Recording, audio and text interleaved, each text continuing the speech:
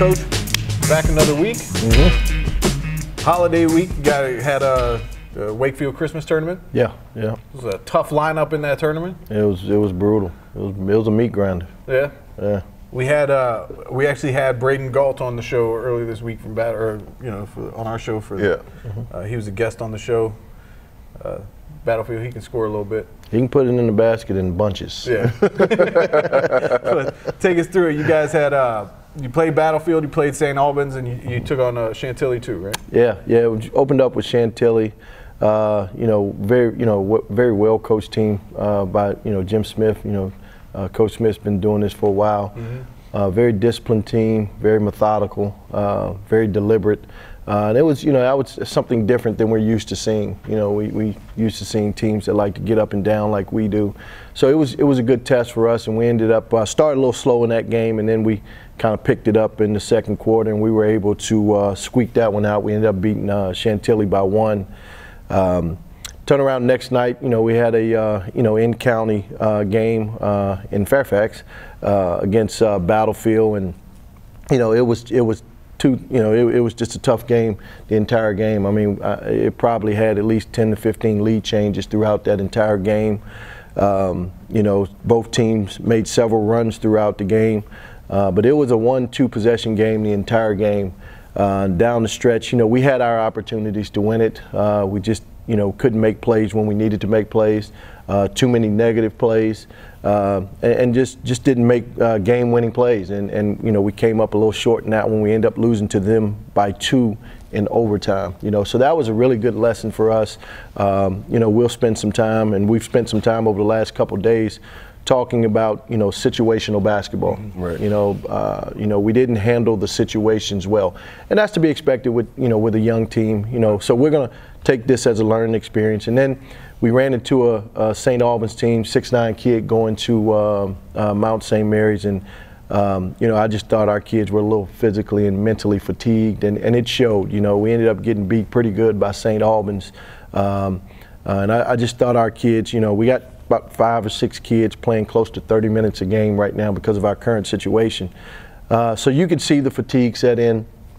You see that the mental and the physical starting to deteriorate in that third game. Right. But we too will use that as a learning lesson. We've got to learn how to take care of our bodies. Knowing we have a 3-game stretch. This will be a lesson for us come tournament time. We may be in a similar situation in the conference tournament, regional tournament, if we're fortunate enough to get there. So we've got to do a better job of preparing. So the outcome wasn't exactly what we wanted it to be. Thought we could have been a little bit better, but we'll look back on it and learn from it. Right. So talk about the health of the team. You said that you guys are in a situation that's tough right now. When do you expect to be back to full strength? I don't know. It's still kind of up in the air right now. We've got we got some bad news about Devin Sims, our transfer from Paul VI. He's out for the season. We found he's found out about a week or so ago. He's out for the season, and honestly, it's the best thing for him. Okay. Obviously, it's not the best thing for our team, but now he knows the situation. He can get himself healthy. He is definitely a next level player. So the good thing for him is he has time now to fix his issue and then heal and get himself ready for the fall next year to play. Right. Tyrell Harris, which is our second starter. He's kind of a day-to-day, week-to-week type deal. There's nothing major wrong. It's just an injury that has to heal on its own. So whenever he's ready, and I've always been a coach to try to err on the side of caution, especially when it comes to kids. We want him fully healthy. We don't want to rush him back. It's just not worth it to me to do that. And then he's a young kid with a great career ahead of him. We want to make sure he fully heals so he can endure a long career. Right. And then Ray, our starting point guard, the third starter. Ray went and got his MRI on Saturday. I suspect Ray, that's the one I'm hopeful will be back here maybe as early as this week coming. Okay. So right now we got 3 starters out. The 4th starter, Nick Pullum's nursing an ankle injury, nothing major. Jalen has been dealing with the finger issue ever since the Woodbridge game. Right. So we're only a team of 12. We got 3 injuries, and then we got 3 guys that are hurt. Right. So we've got half the team right now that's pretty banged up. So we're trying to preserve manage guys for the long haul. Right. And in the midst, still trying to win games. Yeah. So it's a tough situation, but we're getting through it. We'll get there. Yeah. So tell me about scheduling. Mm-hmm. You know, we talked about the lineup in that Wakefield tournament. What is your thought process when you go into scheduling for a year? The first thing I look at is our team. Okay. You know, what type of schedule does our team need in order to be tested, to develop, you know, and to be prepared come February, March. You know, that's our goal. You know, our standards now at Potomac is, you know, we play for a state tournament berth. That's our goal. So, you know, every year I look at the team, and I knew this team was young, so I kind of front-loaded it, you know, because we wanted to be tested early. But I also had to find, you know, an opportunity for them to gain some confidence. You know, with our youth and experience, you know, you just didn't want them every single night to be going into these, you know, really tough battlefield-type games. Mm-hmm.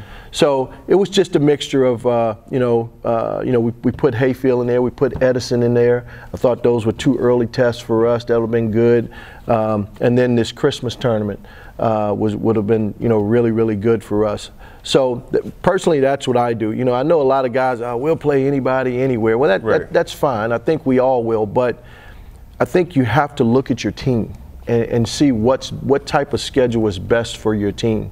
You know, now you take this group fast forward a year or 2 from now, you know, we may be even looking at trying to play a national schedule with these guys, you know, because we'll be ready for that. Right. You know, but it just doesn't make sense right now to go and schedule a DeMatha with this group, right? It just doesn't make sense to do that. You know what I mean? Not that we're afraid to play them. It just, how is that going to help us at this point? Right. You know, so that's what I look at. Who do you guys have this week? This week we got 2 conference games, you know, and we had practice yesterday. I told our guys those are the 2 most important games we played to date. And matter of fact, the most important one is Forest Park on Wednesday. We moved the game from Tuesday to Wednesday, by the way. You know, we've got to put that Christmas tournament behind us. It's over. We're going to learn from it, watch a lot of film, but our focus right now is on Forest Park. So we have Forest Park Wednesday, and then we have Freedom on Friday. And that's, you know, that's 2 games that we have to get. Right now we're sitting pretty good in the conference. We're 2-0, along with Hilton. Everybody else has 1 loss. Right. You know, if we can come out of this week 2-0, we're going to be looking really, really good. Yeah. So that's kind of the focus right now at this point. Now that December's over, it's the conference. We want to win as many games in conference as we can. Both those games at home this week, right? Both at home. Yep. How much does that help coming off that Christmas tournament? That's always nice. You know, when you're playing in a foreign place, you know, 3 straight games, you spend all week in somebody else's gym. It's always nice to come back home in the comforts of your home and you know, get back to being around things that are familiar to you. I think that's going to help our young guys. So it's always nice to come back home and play 2 conference games right after the Christmas tournament. That we're really fortunate to be able to do that. Yeah. All right, we got to talk about your gear, because not only is your team the best dressed team all the time, I mean, the coaching staff. Yeah. I told you last week, man. I just feel like, you know, if we're going to be the best in anything. And I kind of have this motto. There's 2 contests in every game. There's the actual contest, and then there's the fashion show. We're going to leave with 1 win. No matter what. We're going to get at least 1 victory that night. So, I love it. You told me that I saw him at the Hilton Freedom football game. He came walking up dressed out. I told you, there was like 20 coaches sitting there, right? He walks up and everybody was just like, look at this. Great. How often do you wear that ring? Not often. Believe it or not, I don't wear it very much. I probably the last time I wore this was probably at that Hilton Hilton Freedom game. It's just, you know, it's nice. You know, we've done it. You know, but I don't want to get, nor do I want our guys to get hung up on something that we've already done. You know, somebody asked me the other day, you know, which one of those rings, which ring do you like the best? And I told them the next one. Yeah. You know, that's the one I like the best. So it's nice to have. It's nice to look at. Put it up on my shelf in the office and look at it. But you know, our goal is to get another one, man. Yeah. So I don't wear it too much, even though I'm really proud of it. If you are tracking the ring, strength and conditioning coach right here. Well, assistant to the assistant. Okay, well, we got one Size of those. me up. You got an assistant to the assistant already? We got a strength coach. No, I want to be the assistant to the assistant. All right, I got you. I ain't really got to be there that often. I got you. So basically just mail your gear to you. Just give me a ring. I need gear, 3X, and a ring. We you got see him once a week, and that'll be right here. That's it. Right. You know what? Probably the best thing for your team. Yeah. Keep him here. Exactly. Right. Hey, you said you got somebody need to eat. I could be the coach of that. Well, I've been doing a good job of that myself. All right, so tell me, you got quite a few guys that you've coached that have coached with you that are at different schools and stuff. Sure. So you got King George. You had King George on the schedule earlier this year. Yep. How much pride do you take in that you got guys around the area coaching good teams? It's as a coach, you like it, you enjoy it. It lets you know that you've done something well, not just with kids, but you've been able to help people. And that's really what it's all about. It's not just about helping the kids. It's really about helping the guys who help you. We talk about all the games that we've won over the last few years. We've talked about all the championships we've won. None of that stuff could have been done without our assistant coaches. None of that stuff could have been done without all the people that are behind the scenes. So it's always nice to see those guys reap the benefits of our past, you know what I mean? So, and then, to see them go on somewhere else and do well, that's always, nice. And, you always pull for those guys.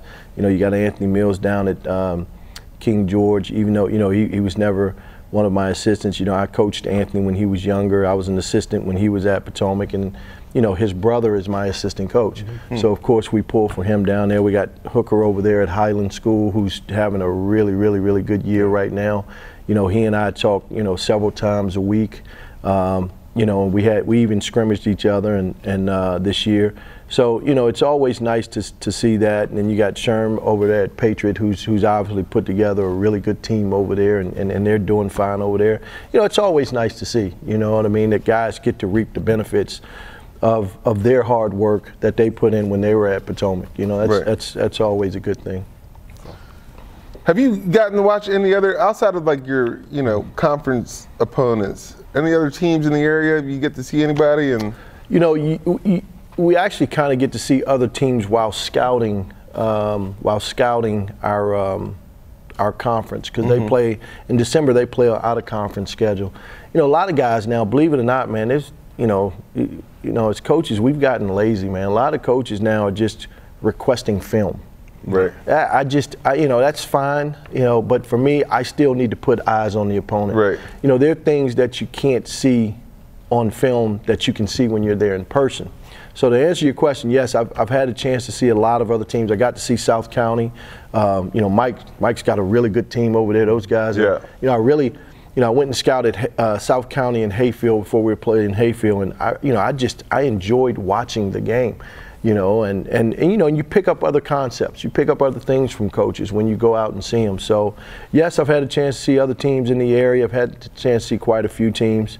And there's some really, really good teams in Northern Virginia right now. There's good basketball around here. It is. Yeah. It is. It's really good. Yeah. Yep. Well, how much?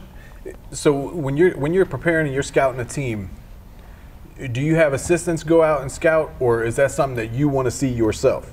I have myself and two top assistants. Then we have our JV coaches, freshman coaches. At some point, we'll go out. But what we try to do is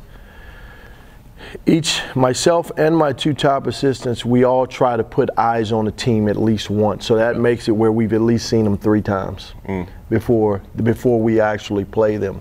Because I'm not one of those guys that come up with the plan on my own. I hire assistants to be assistants. I want their opinion. I want to hear their voice. And I want them to see the same things that I saw, so we can all be on the same accord. Right. So we usually try to see a team at least 2-3 times before we play them. If it's conference, I'll see them as much as I can. If I can go, if they're playing, and I have a free night, if there is such a thing, we go and see them. We get someone to go and see them. And then, like during the Christmas tournament, everybody was playing at the same time. I sent my freshman coach all the way out to Germantown, Maryland, to go see both Hilton games. Right. And we don't play Hilton until another 2 weeks. So we try. My biggest fear as a coach, to be honest with you, Rob and John, My biggest fear as a coach is putting kids on the floor unprepared. You know, if we lose a basketball game, I want it to be simply because the team was better than us, not because we were unprepared. All right, one thing that I find myself getting wrapped up in watching these games is watching the coaches. Because some of just the different personalities, you see some guys are real mild-mannered, guys like you are on the court, you know? Right. Is there any coaches, when you go to these games, do you watch coaches maybe to see how their players are responding to what they're telling them? Oh, absolutely. That's one of the reasons why I go to games. You know, I'll give you an example. You know, if you only go see a team once, you may have a kid that shoots several three-pointers and don't make any. Well, you'll leave that game saying he can't shoot. Maybe he just had an off night. So when a kid shoots the basketball, I want to look at the bench and I want to look at the coach to see how they respond to him shooting. Yeah. You know, if every time a kid shoots a three, the entire bench stands up and does this, you know he can shoot the ball. Right, yeah. You know what I mean? Yeah. And then if another kid shoots and nobody moves, he probably can't shoot. Or if it shoots and the coach goes. Right. That's stuff you can't see on film. Right. So that's what I mean by, yes, I like to be at the game. But yeah, I mean, you know, you always try to find, you know, a little extra edge. You know, you try to figure out, you know, what makes another team uncomfortable.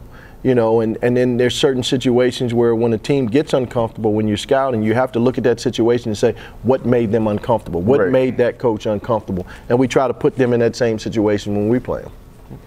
That's so great. So, you know, just never thought about it before, scouting the coach to see how they react. That's so great. Oh, yeah. You learn a lot. I bet you do. I bet, you know what? Yeah. I bet you another coaches would say the same thing. Absolutely. Absolutely. I want to see you guys play Westfield just so I can see you and Coach Ewell. Man. Yeah. It's been a while since we played Westfield. Yeah. And he might be further out on the court than you. Hey, oh, yeah. You know, Doug's. I thought he was going to shoot a three last game or something.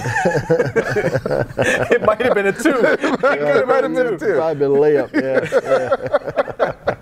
I know. I say, whenever you see the refs walk over and look at coaches and be like, in the box. In the box. Oh, man. Yeah. Well, good luck this week. I mean, you say you got a couple conference games coming up. Yeah. So good luck this week, and we'll see you next week. Yeah, I appreciate it. No problem. I'm still looking for that the spread you had on Christmas. Still looking for that. All right.